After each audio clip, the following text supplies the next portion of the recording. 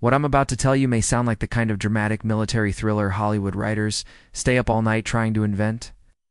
But the difference is that this story didn't come from a script this unfolded in the real world, under the brutal darkness of a winter sky in eastern Ukraine,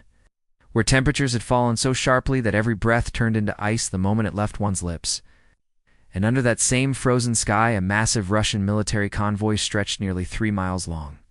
crawling into a narrow mountain corridor, as if it were just another routine night movement, unaware that every inch of the path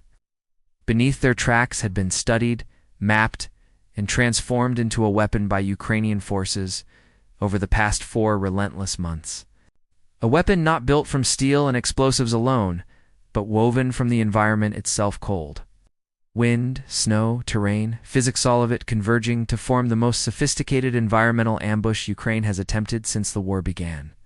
And the convoy, composed of around 80 armored vehicles including tanks, BTR carriers, and ammunition trucks loaded with more than 160,000 anti-tank mines valued at roughly $210 million.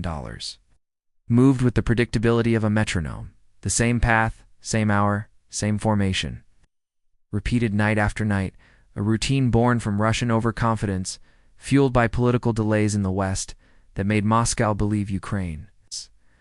operational reach was temporarily weakened, and because of that arrogance, this convoy unknowingly stepped into a trap so elaborately constructed that every second of its destruction had been calculated months in advance. Beginning with the invisible trigger point where the lead tank's weight compressed a pressure sensor buried under layers of snow, a sensor small enough to escape even trained eyes, yet resilient enough to function flawlessly at sub-zero temperatures. And when that sensor activated, it signaled the quiet rise of 20 Ukrainian drones hidden inside carved-out pockets of ice along the canyon walls. Drones not carrying weapons, but compact heat modules calibrated to release bursts of 125 degrees Fahrenheit, warm air directly into the storm, and as that warm air collided with snow and turbulent winds, it formed swirling thermal clouds that rose into the sky, creating on Russian radar screens located miles away the illusion of a massive Ukrainian armored formation advancing through the blizzard. An illusion so convincing that Russian radar operators immediately signaled to their artillery units to reorient defensive lines toward a phantom threat, completely unaware that the real threat was already beneath their surveillance horizon, trapped inside a canyon growing narrower with every passing meter. Meanwhile, 8 Ukrainian electronic warfare drones lifted from camouflaged positions along the rock walls, blanketing the entire canyon in thick interference that instantly severed the Russian convoy's internal communication, leaving tank crews and truck drivers not only blind from the storm, but deaf from radio silence, unable to coordinate movement, unable to confirm orders. And as psychological warfare deepened, hidden directional speakers blasted distorted engine noises from both flanks, making Russian crews believe Ukrainian armor was maneuvering around them, turning the storm into a theater of fear. And when small scout drones dropped thermal beacons in front of the convoy mimicking the heat signatures of Ukrainian tanks lying in wait, the already disoriented Russian column halted completely, bunching tightly together inside the most restricted portion of the pass, forming a perfectly aligned metal target for what was coming next. And that was the moment Ukrainian demolition charges, 15 directional ice fracture explosives buried under nearly 5 feet of snow, detonated upward, sending colossal slabs of ice weighing 6 to 12 tons each, breaking off the canyon walls and crashing down onto the convoy's edges, creating an instant blockade at both ends, as tanks skidded, trucks collided, and drivers panicked under the thunderous noise they misinterpreted as incoming artillery. In seconds, the pass turned into a sealed chamber, trapping the entire formation inside a frozen chokehold as Ukrainian strike drones descended from above the cloud layer, carrying 38-pound shaped charge warheads engineered to pierce the cold, weakened armor on the vehicles' roofs, and as they dove through the roaring wind, one drone after another unleashed devastating explosions, the first tearing through a centrally positioned tank and igniting internal ammunition,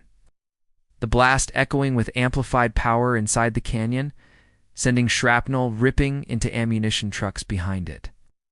sparking secondary detonations that lit the canyon with violent flashes of orange and white beneath the swirling snow. And